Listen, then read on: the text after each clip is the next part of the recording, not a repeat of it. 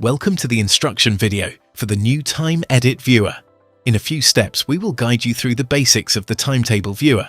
Use this link to open the application.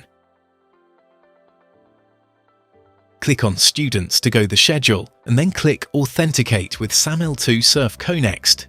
You may see an additional confirmation page the first time you log in. Click Schedule to go to the Schedule viewer. You can choose your language by clicking the globe in the upper right corner. There are multiple search options to find the schedule you need. For example, you can search by course or study program.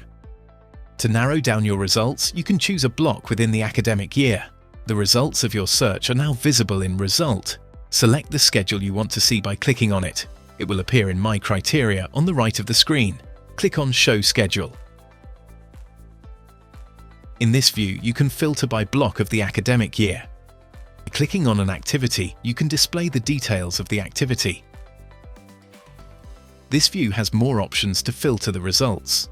You can filter by the objects that are present in this schedule, like for example activity type, or you can filter by other criteria, such as the student set. Click Save Favorite to save your schedule. Afterward, it will be visible as a favorite on the search page. When you click Download, you can make different exports of the schedule. It is possible to customize your view by clicking Customize. For example, you can change the end time in the Layout section. Or if you want to see the student sets on the schedule, you can add them under Reservations.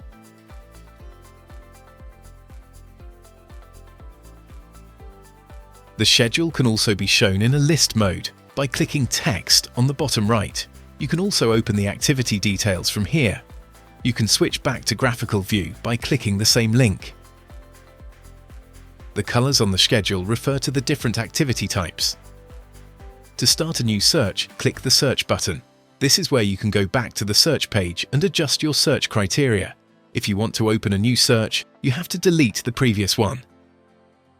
I hope this has given you a good overview of the TimeEdit viewer. Follow the link to try it out for yourself.